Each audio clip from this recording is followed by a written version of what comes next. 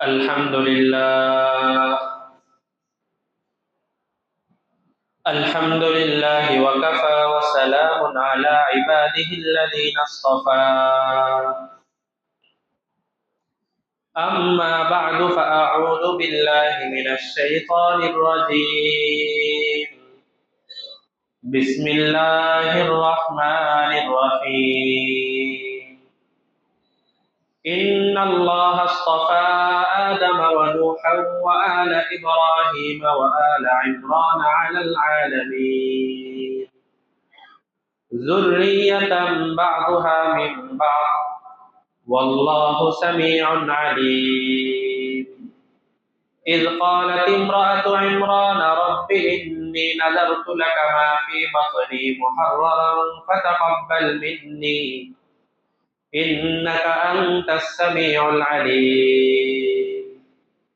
فلما وضعتها قالت رب إني وضعتها أنثى والله أعلم بما وضعت وليس الذكر كالأنثى وإني سميتها مريم وإني أعيذها بك وذريتها من الشيطان الرجيم. صدق الله مولانا العظيم. الحمد لله الحمد لله الحمد لله. সূরা আলে ইমরানের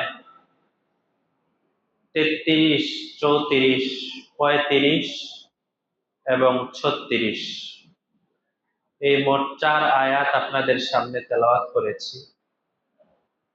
গত সপ্তাহে শেষের দিকে যে আলোচনাটি গিয়েছিল সেটি ছিল আমাদের নবীজিকে কেন্দ্র করে। আল্লাহ তাআলা বলেছিলেন 31 নম্বর আয়াতে, তোমরা যদি আল্লাহ তাআলাকে ভালোবাসো তাহলে তার প্রেরিত রাসূল মুহাম্মদুর রাসূলুল্লাহ সাল্লাল্লাহু আলাইহি ওয়াসাল্লাম, আল্লাহকে ভালোবাসলে তোমরা ওই নবীজিকে অনুসরণ করো। কারণ নবীজিকে আল্লাহ তাআলা অনেক ভালোবাসেন, ভালোবাসতেন, ভালোবাসেন। যারা নবীজির অনুসরণ করবে অটোমেটিক ভালোবাসা তাদের মধ্যেও চলে আসবে। আল্লাহ তাআলা তাদেরকেও ভালোবাসতে শুরু করবেন। যেন সাহাবায়ে কেরাম এবং পরবর্তী আজও পর্যন্ত যুগে যুগে বুজুর্গানে দ্বীনরা সব জায়গায় বলতেন যে কারামতের চাইতেও সুন্নতের অনুসরণ করা বেশি ফজিলতের। কোন একজন বুজুর্গ সে কারামতের কারণে পানির উপর দিয়ে যদি হেঁটে যায়, তার কারামতের কারণে যদি বড় বড় অলৌকিক কোনো ঘটনা ঘটে যায়, তার চেয়েও বড় কারামত হলো নবীজির সুন্নতের অনুসরণ করা। এই জন্য সাহাবায়ে কেরামও দেখিয়েছেন, আমাদের বুজুর্গানে দ্বীনরা ধাপে ধাপে ধাপে ধাপে দেখিয়েছেন, এবং তাদের প্রত্যেকের জীবনে এমন ছিল যারা সুন্নতের অনুসরণ করতেন অন্য সব কিছুর চাইতে। বহু বুজুর্গরা এমন ছিলেন যারা সফরের হালতে আছেন, ওযু করবেন, জিজ্ঞেস করেন কেবলাটা কোন দিকে, কেবলা যেদিকে ওই দিকে ফিরে ওযু করাটা মুস্তাহাব। আমরা তো জানিও না, ওযুখানা যদি অন্যদিকে বানানো, ওযুখানা বানানো অন্যদিকে থাকলে অন্যদিকে ফিরেও করা যাবে, সেটা না করছি না, কিন্তু কেবলার দিকে ফিরে ওযু করা এটা একটা মুস্তাহাব আমল। তো এই যে ছোট ছোট বিষয় আমাদের বুজুর্গানে দ্বীন সাহাবায়ে কেরাম তারা খেয়াল করতেন। হযরত আলী রাদিয়াল্লাহু তাআলা আনহু ঘোড়ার উপরে উঠছে, নিয়ম হলো কেউ যদি সোয়ারের উপরে উঠে তাহলে বিসমিল্লাহ বলে উঠতে হয়, এরপরে আল্লাহু আকবার বলতে হয়, এরপরে একটা দোয়া পড়তে হয়, সুবহানাল্লাযী সাখখারা লানা হাযা ওয়া মা কুননা লাহু মুকরিনিন ওয়া ইন্না ইলা রাব্বিনা লামুনকালিবুন। এই দোয়াটা পড়তে হয়। হযরত আলী রাদিয়াল্লাহু তাআলা ঘোড়ার উপরে উঠছেন, ওঠার পরে দোয়া পড়ছেন, এখন ঘোড়া সামনের দিকে যাবে, এই অবস্থায় উনি হাসতেছেন, হাসে। এক লোক জিজ্ঞেস করছে, হযরত আপনি হাসতেছেন কেন? উনি বলেন কি, নবীজিকে একবার দেখছিলাম যে সোয়ারির উপরে ওঠার পরে এই দোয়াটা করছেন, দোয়া করার পরে নবীজি হাসছেন। কেন হাসছেন তা আমি আজও জানি না। এরপর থেকে যতবার আমি সোয়ারির উপরে উঠি, দোয়া করি, নবীর অনুসরণে আমিও একটা হাসি দিই। সুন্নতের অনুসরণ। নবীজি হাসছেন, নবীজি খেয়াল করছেন, নবীজি এভাবে করছেন। এবং সুন্নতের যদি আপনি অনুসরণ করেন, আপনার বুজুর্গীয় মানুষের সামনে বেশি প্রকাশ হবে না। অন্য অনেক আমল আছে যেগুলা করলে মানুষ অনেক বুজুর্গ বলবে। সুন্নত হলে এমন একটা বিষয়, আপনি যদি এখান থেকে বের হওয়ার সময় বাম পা দিয়ে মসজিদ থেকে বের হন, এই বের হওয়ার সাথে সাথে সওয়াব লেখা হবে, কিন্তু কেউ বুঝতেও পারবে না আপনি নবীজির এত কাছাকাছি চলে গেছেন। এক একটা সুন্নত। এজন্য রাসূল বলেন, যেই জমানায় আমার উম্মতরা সব সুন্নত গুলো ধাপে ধাপে ধাপে ধাপে ছেড়ে দিবে, ওই জমানায় আমার কোন উম্মত যদি আমার কোন একটা সুন্নতকে আঁকড়ে ধরে, আল মুতামাসসিকু বিসুন্নতি, মুতামাসসিক মানে পুরো আঁকড়ে ধরা। রাসূল বলেন, ওই জমানায় আমার কোন উম্মত যদি একটা সুন্নতকে আঁকড়ে ধরে, তাহলে আল্লাহর রাস্তায় শহীদ হওয়ার সওয়াব আল্লাহ তার আমলনামায় দান করবেন। তাহলে আমাদের কাছে তো সুন্নত শুনলেই মনে হয় কি এই আমলটা কি ফরজ না, সুন্নত ওয়াজিব না, সুন্নত থাক, এটা করা লাগবে না, মুস্তাহাব এটা করা লাগবে না। অথচ এটাই যে আমার ফরজ পর্যন্ত পৌঁছার মাধ্যম, আমরা অনেক সময় বুঝতে পারি না। তো যাই হোক, গত সপ্তাহে এই আলোচনাটা গিয়েছে যে আল্লাহর ভালোবাসা যারা চায় তারা নবীজির সুন্নতের অনুসরণ করতে হবে, এর কোনো বিকল্প নাই। আমাদের নবীজি এমন একজন আদর্শ মানুষ, তাকে অনুসরণ করা শুরু করলে বাস আমি পদে পদে পদে পদে নিজের শান্তি অনুভব করব। কারণ নবীজি দুনিয়াতে আসাটাই ছিল বরকতের। দুনিয়াতে যে নবীজি আসছেন এই আশাটাই বরকতের। আমাদের নবীজি বাবা আব্দুল্লাহ, আমাদের নবীজির মা আমেনাকে বিবাহ করার পরে অল্প কিছুদিন সংসার হয়েছে। এরপরেই আব্দুল্লাহ গিয়েছেন সফরে, সেখানে মারা গেলেন। যাওয়ার পরে কিছুদিন পরে আব্দুল্লাহর বাবা হযরত আব্দুল মুত্তালিব, রাসূলের দাদার নাম কি আব্দুল মুত্তালিব না? আব্দুল মুত্তালিব আমেনার কি হয়? শ্বশুর হয় না? কাবা শরীফে উনি বসা, লোকেরা আসছে, ওনারা খাজা সাহেব বলতো আর কি, এজন্য কোনো কোনো জায়গায় খাজা আব্দুল মুত্তালিব আছে। খাজা আব্দুল মুত্তালিব অথবা যেই হোক, মানে খাজা সাহেব বা এই আমাদের সম্মানিত মানুষ, উনি আবার বাইতুল্লাহর মুতাওয়াল্লি ছিলেন। এই জন্য বাইতুল্লাহ উনি বেশিরভাগ অবস্থান করতেন, বাইতুল্লাহকে দেখাশোনা করতেন, বাইতুল্লাহ যাতে মানুষের নামাজ পড়তে সুবিধা হয়, ইবাদত করতে সুবিধা হয়, এই বিষয়ে উনি খুব খেয়াল রাখতেন। তো ওনার কাছে আসছে, আসার পরে বলে যে, আব্দুল মুত্তালিব সাহেব, আপনার ছেলের বউ, তার স্বামী মারা গেছে না? হ্যাঁ, স্বামী তো মারা গেছে, এখনো এই বউ ঘরের মধ্যে বিধবার মতো থাকে না, সে মনে হয় নতুন বউ, এমন অবস্থা। সারাদিন আতর, খুশবু, আরো যত ধরনের সুগন্ধি জাতীয় জিনিস আছে, এই সব জিনিসগুলা লাগিয়ে বসে থাকে। আমরা আশেপাশে দিয়ে ঘুরতে যাই, বাড়ির আশপাশ দিয়ে গেলে ওই খুশবু আর আতরের কারণে আমাদের লাগে যে একজন বিধবা মানুষ, সে বিধবার মতো থাকবে, সে এত তেল, পানি, আতর, খুশবু এগুলা লাগাই কেন? আব্দুল মুত্তালিব এই কথাটা শোনার পরে এত রাগ হইছেন, এত রাগ হইছেন, কি বলে আমার পুত্রবধূ সে এমন কাজ করতে পারে। উনি চলে গেছেন, একদম সোজা ঘরের সামনে গিয়ে আগে মানুষের কথা বাছাই করছেন, যাচাই বাছাই করছেন কথাটা ঠিক কিনা। দেখা যায় হ্যাঁ, আমেনার ঘর থেকে এরকম আতর খুশবুর ঘ্রাণ আসতেছে। যাওয়ার পরে বললেন, কি ব্যাপার বৌমা, তুমি বিধবা মানুষ, তুমি বিধবার মতো থাকবা, তুমি এভাবে আতর খুশবু লাগাও, এরকম কাজ কেন করো? তো আমেনা ওই সময় শরম ভেঙ্গে একটা কথা বলেছিলেন। উনি বলেছিলেন যে যেদিন আমার পেটে সন্তান এসেছে ওই দিনই আমি বুঝতে পারছি আমার পেটে সন্তান চলে আসছে, এবং ওই দিন থেকেই আজ পর্যন্ত প্রতিদিন আমার পেট থেকে একটা খুশবু বের হইতে থাকে। কেন বের হয় আমার জানা নেই। তো কথাটা অন্যদিকে চলে গেলাম, যে আমাদের নবীজি দুনিয়াতে আসাটাই আমাদের জন্য রহমত। মায়ের পেট থেকে খুশবু ছড়ানো শুরু করছে। ইতিহাসের এক বড় কিতাব আছে আল বিদায়া ওয়ান নিহায়া, এই কিতাবের মধ্যে এই ঘটনা নিয়ে আসে। চিন্তা করেন, আমরা সেই নবীর আদর্শ বাদ দিয়ে কি সব আজে বাজে আদর্শের পিছনে আমরা দৌড়াই, আমরা সময় নষ্ট করি।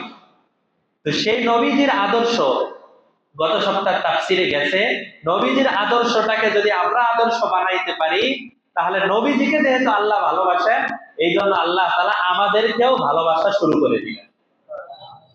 আজকে এই কথা প্রসঙ্গে অন্য একটি কথা আল্লাহ তাআলা বলছেন, একই কথা একটু অন্য প্রসঙ্গে। আল্লাহ তাআলা বলেন, ইন্নাল্লাহা আসতাফা আদম ওয়া নূহ ওয়া আলা ইব্রাহিম ওয়া আলা ইমরান আলাল আলামিন।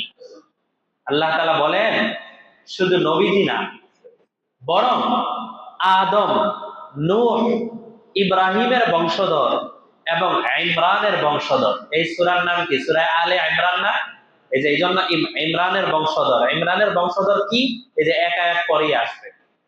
এখানে শুধু আল্লাহ তাআলা ইঙ্গিত দিলেন যে ইব্রাহিমের বংশধর, ইমরানের বংশধর, আদম, নূহ, এরকম আরো যত নবী আছে, এদের সবাইকে আমি আল্লাহ তাদেরকে পুরা বিশ্ববাসীদের থেকে বাছাই করে করে এদের সবাইকে আমি নবী বানিয়েছি।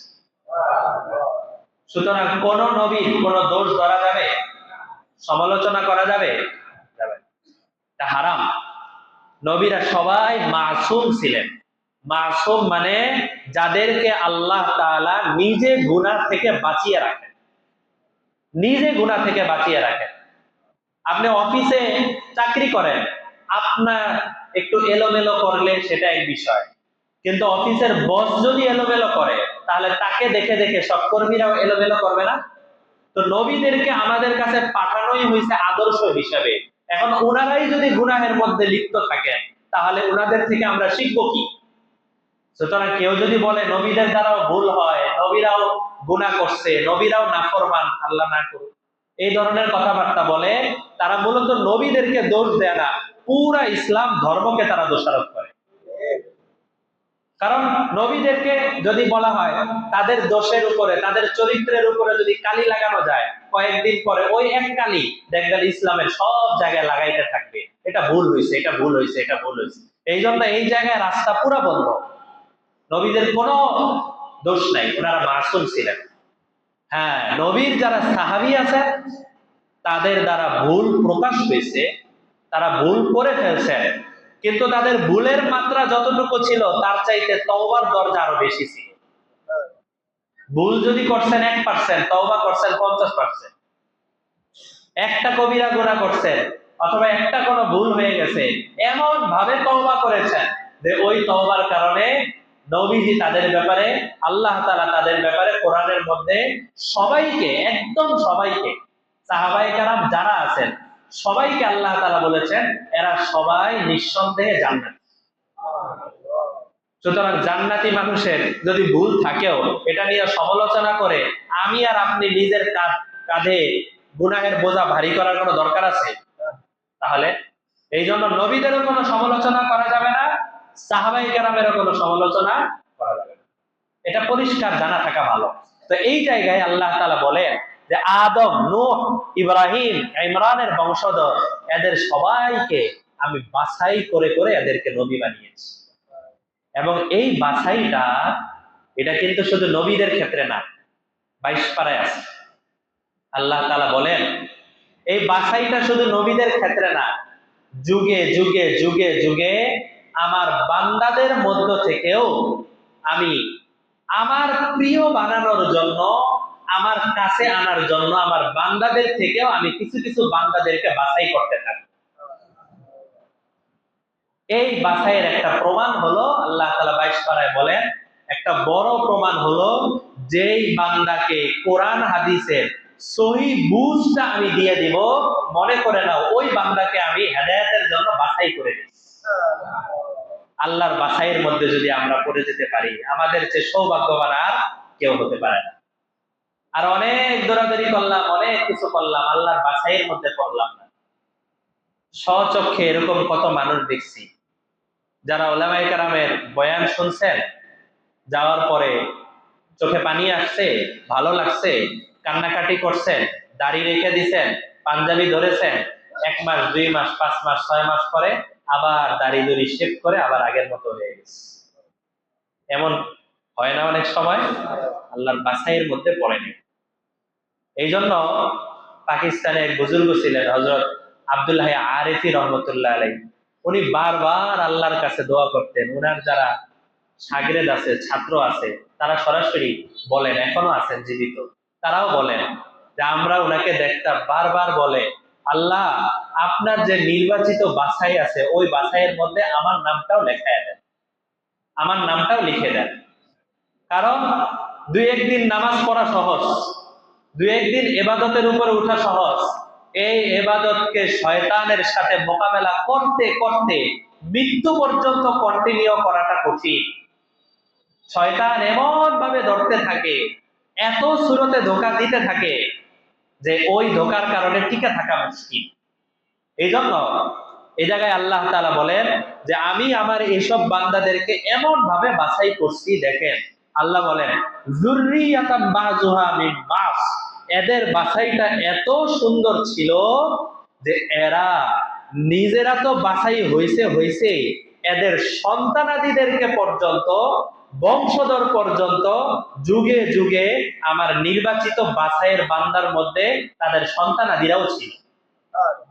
এই জন্য নিজে হেদায়েতের উপরে ওঠা এটা যেমন অনেক ফজিলতের, ঠিক তেমনি ভাবে এমন একটা বংশধর রেখে যাওয়ার চেষ্টা করা, যেই বংশধররা এর পরে বংশধর, এর পরের বংশধর যারা আসবে তারা সবাই যেন হেদায়েতের উপরে উঠে, এই জিনিসটা চেষ্টা করে যাওয়া, এটা চেষ্টা করা উচিত।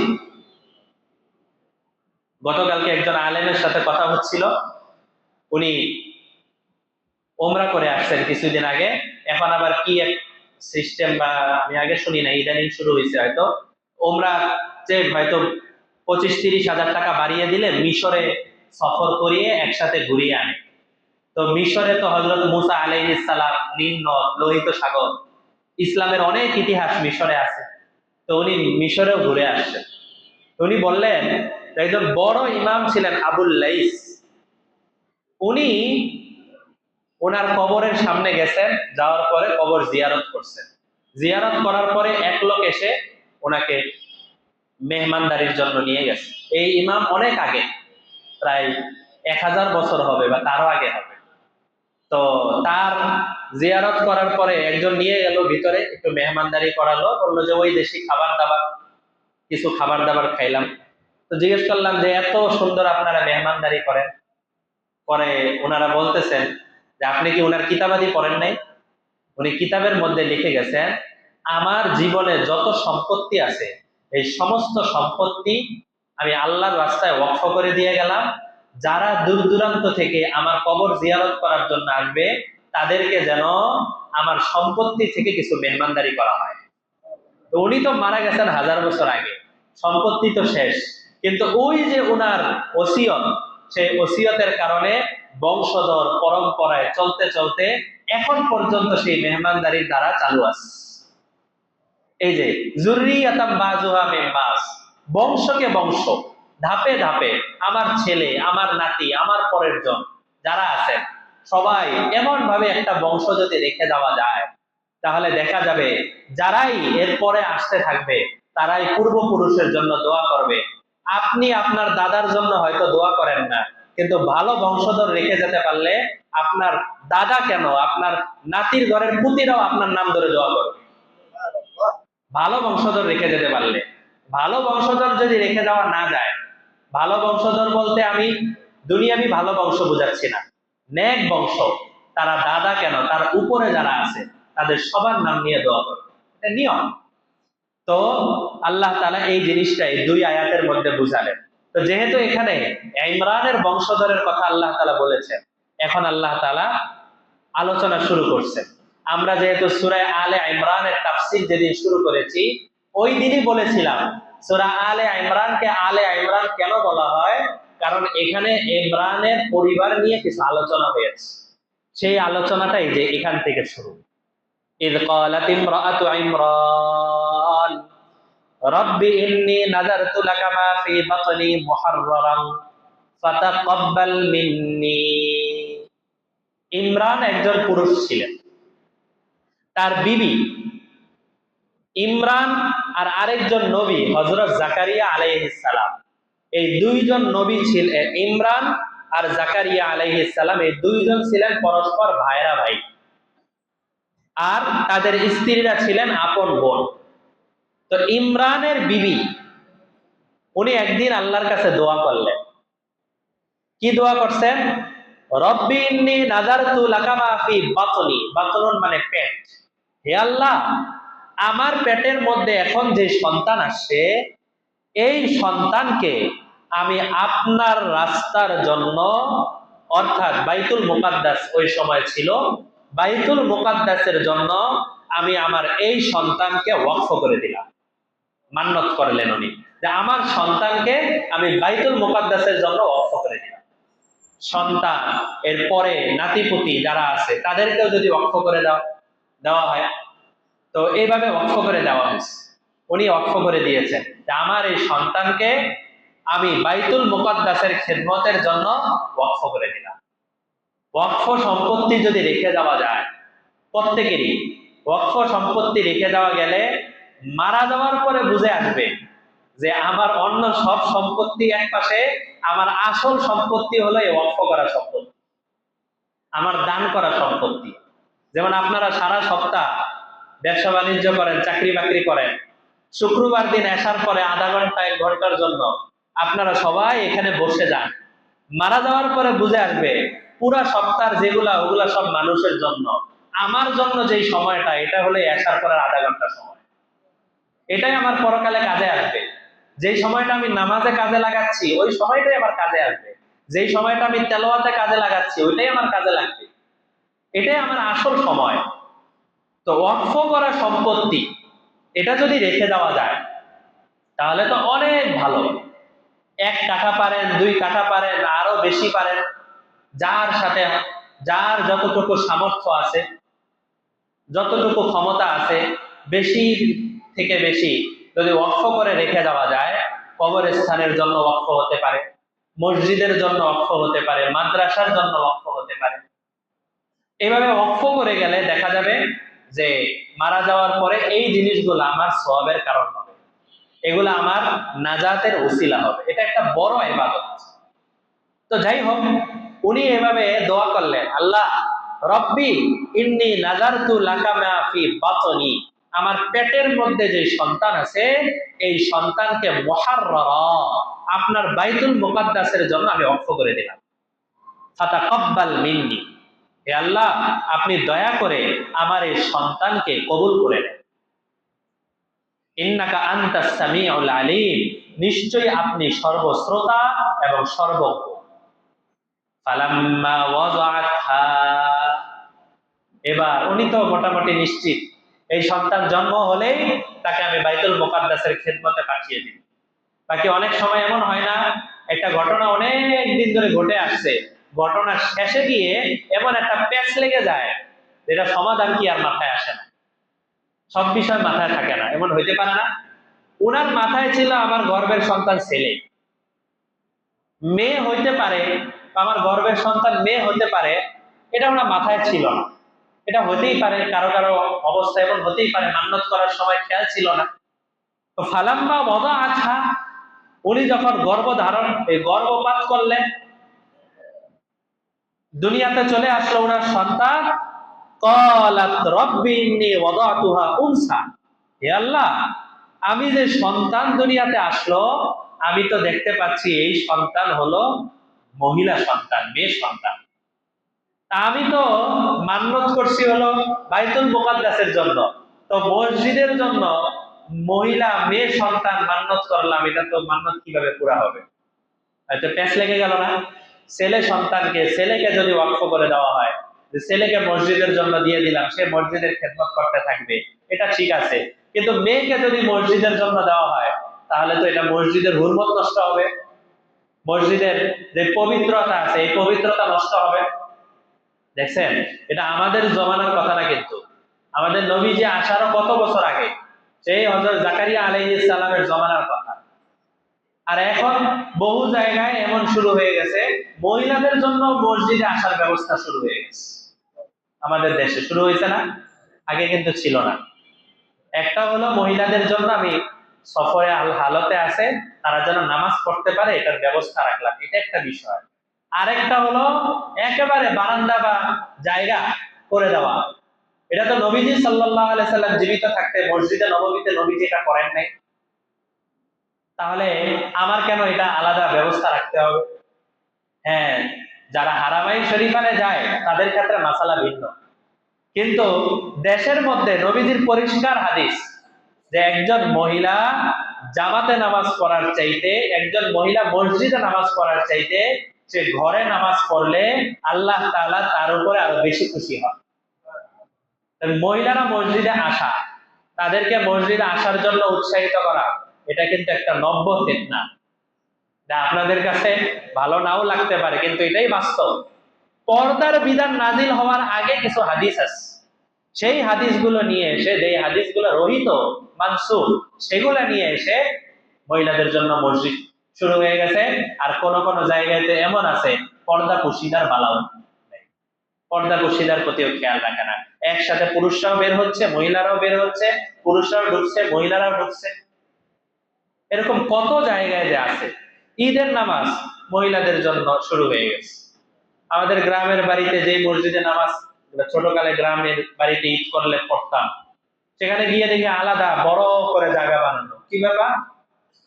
এই যে এখানে এখন থেকে মহিলারা নামাজ পড়বে, ঈদের নামাজ পড়বে, এই জন্য তাদের জন্য ব্যবস্থা রাখা হয়েছে। আল্লাহ মাফ করেন। তো যাই হোক, হযরত জাকারিয়া আলাইহিস সালামের কথা, রব্বি ইন্নী ওয়াদাতুহা উনসা, হযরত ইমরানের বিবি উনি বলেন, হে আল্লাহ, আমি তো মেয়ে সন্তান জন্ম দিলাম, এখন আমি কি করব? আমি তো বুঝতেছি না। আল্লাহ তাআলা জবাব দেন, ওয়াল্লাহু আ'লামু বিমা ওয়াদাআত, আল্লাহ তাআলা ভালো জানেন তুমি কি সন্তান জন্ম দিয়েছো। ওয়ালাইসা যাকারু কাল উনসা, জেনে রাখো তোমার গর্ভ থেকে যে মেয়ে সন্তান জন্ম হয়েছে সে অনেক পুরুষ সন্তানের চাইতেও তার মর্যাদা অনেক বেশি। কেন তার মর্যাদা বেশি? পরের অংশ পড়লেই বুঝবেন। ওয়াইন্নী সাম্মাইতুহা মারইয়াম, এই মেয়ের নাম রাখা হয়েছে মারিয়াম আলাইহাস সালাম। এই মেয়ের থেকে বাবা ছাড়া আল্লাহ তাআলা হযরত ঈসা আলাইহিস সালামকে দুনিয়াতে আনছেন। তাহলে বড় এক নিদর্শন যে সন্তান দুনিয়াতে আসার জন্য সবাই জানি মা বাবা লাগে, কিন্তু আল্লাহ তাআলা তার কুদরতের বহিঃপ্রকাশ করার জন্য এই মেয়েটাকেই বাছাই করছেন। তাহলে এই মেয়েটা অন্য অনেক পুরুষদের চাইতে উত্তম না? আমাদের মতো এরকম 10 জন 20 জন 100 জন পুরুষের চাইতে হযরত আয়েশা রাদিয়াল্লাহু তাআলা আনহা একজন মহিলা অনেক উত্তম না? তাহলে এই কথাটাই আল্লাহ তাআলা বললেন যে আল্লাহ তাআলা ভালো জানেন মেয়ে সন্তান দিয়েছেন, এর মধ্যেই আল্লাহ তাআলা কল্যাণ রাখছেন, আল্লাহ তাআলা এর মধ্যেই ভালো রাখছেন। একবার আল্লাহ রাসূল সাল্লাল্লাহু আলাইহি সাল্লাম বললেন, তোমাদের মধ্যে কেউ যদি 3 জন মেয়ে সন্তান খুব খুশি মনে আল্লাহর কাছে সওয়াবের আশা নিয়ে খুশি মনে লালন পালন করে, তাহলে আল্লাহ তাআলা ওই ব্যক্তিকে জান্নাত দান করবেন। সাহাবী একজন বলে, ইয়া রাসূলুল্লাহ, যদি 2 জন মেয়ে সন্তানকেও লালন পালন করে, হ্যাঁ, আল্লাহ তাআলা তাকেও এই সওয়াব দান করবেন। সুতরাং মেয়ে সন্তান হইলে হায় হুতাশ করা উচিত নাকি আরো বেশি খুশি হওয়া উচিত? খুশি হওয়া উচিত। আমাদের অবস্থা হলো এই ব্যবসায়িক হিসাব নিকাশ, যে আমি এর পিছনে এত টাকা পয়সা খরচ করবো, এ চলে যাবে আরেক বাড়িতে, আমার কি লাভ হইলো, এই ব্যবসায়িক হিসাব নিকাশ আমরা করি। আমরা জান্নাতের হিসাব নিকাশ করি না। অভিজ্ঞতার আলোকে দেখা যায় মেয়ে সন্তানরাই মা বাবার জন্য বেশি খোঁজ খবর রাখে, তাই না?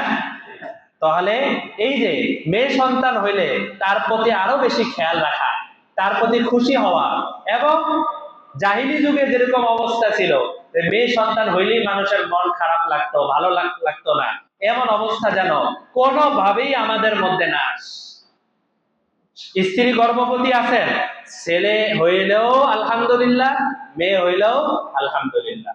এমন না যে গর্ভে আসার পর থেকে ছেলে হবে না মেয়ে হবে, ছেলে হবে না মেয়ে হবে, চেক আপ করতে করতে দরকার কি, আমি সব আল্লাহর হাওয়ালা করে দেই, আল্লাহ তাআলা যা দান করবেন তার মধ্যে আমি খুশি আছি। এই যে ওয়াইন্নি সাম্মাইতুহা মারিয়াম, আমি এটার নাম মরিয়ম রাখলাম, ওয়াইন্নি উঈযুহা বিকা ওয়া যুররিয়াতাহা মিনাশ শাইতানির রাজীম। হে আল্লাহ, আমার এই মেয়েকে আমি আপনার কাছে দিয়ে দিলাম, এবং এর বংশধর যারা আসবে এরাও যেন সব ধরনের শয়তানি পানাহ থেকে, শয়তানি ওয়াসওয়াসা থেকে বাঁচতে পারে। আল্লাহ দয়া করে তাকে এবং তার বংশধরকে শয়তানের ধোঁকা থেকে বাঁচাবেন। আমাদের সন্তানাদি হয়ে যাওয়ার পরে কয়জন মানুষ এমন আছি এই সন্তানটা যেন ভালো হয়, এর বংশধর যেন ভালো হয়, এটার জন্য জন্মের দিনই ফিকির করি। জন্মের দিনই তাকে একটু সূরা ইয়াসিন পড়া, আযান ইকামাত দেওয়া, অথবা কোন একজন হক্কানি আলেমের মুখের লালা লাগিয়ে দেওয়া, যেটা নবীজি তার সাহাবীদের সন্তান হইলে করতেন। এরকম কাজ আমরা কয়জন করি? সন্তান হওয়ার সাথে সাথেই তো এদিক সেদিকের দৌড়াদৌড়ি, অনুষ্ঠান, এই সেই। সন্তান হওয়ার পর থেকেই ফিকির করা উচিত এই সন্তান যেন আমার নাজাতের উসিলা হয়। রাসূল বলছেন, মানুষ মারা যাওয়ার সাথে সাথে তার সমস্ত আমলের দরজা বন্ধ। তবে এক নাম্বার, সদকায়ে জারিয়া যদি কিছু রেখে যায় তাহলে ওই সদকায়ে জারিয়া থেকে সওয়াব আসতে থাকে। দুই নাম্বার, সে যদি কোনো এলেমের কাজ করে যায়, যে আমরা তাফসীর করছি, এই তাফসীর থেকে আপনারা আমল করবেন, এবং ওই আমলটা আমি মারা যাওয়ার পরেও যদি জারি থাকে, চলতে থাকে, এরকম এলেমের কোনো কাজ করে যায়, তাহলে সেটাও তার সওয়াবের আমল নামায় পৌঁছতে থাকবে। তিন নম্বরে রাসূল বলেন, আও ওয়ালাদিন সালিহিন ইয়াদউ লা, সে যদি কোনো নেক সন্তান রেখে যায় এবং নেক বংশধর রেখে যায়, তাহলে এদের সওয়াবও ওই মৃত ব্যক্তির আমল নামায় পৌঁছতে থাকে। এই জন্য দুনিয়াবি অনেক কিছু হবে, স্বাভাবিক। আমরা তো সব যোগ বিয়োগ হিসাব করি। আমার ছেলেটাকে যদি হাফেজ বানাই তাহলে মাসে এত টাকা খাইতে পারবে, আর যদি দুনিয়াবি এটা করি তাহলে এত টাকা কামাই করতে পারবে, এগুলো হিসাব করি। এগুলো হিসাব না করে মাটির ঘরটা যেন নূরের ঘরে পরিণত হয়, এই জন্য আমার ছেলেকে আমি প্রস্তুত করে যাই, আমার নাতিপুতিকে আমি প্রস্তুত করে যাই। আমরা সবাই চেষ্টা করব আল্লাহ তাআলা আমাদেরকে এবং আমাদের বংশধরকে আল্লাহ ওয়ালা নেককার আলেম ওলামা হিসেবে কবুল আর মঞ্জুর করেন। ওয়া আখিরু দাওয়ানা আনিল হামদুলিল্লাহি রাব্বিল আলামিন।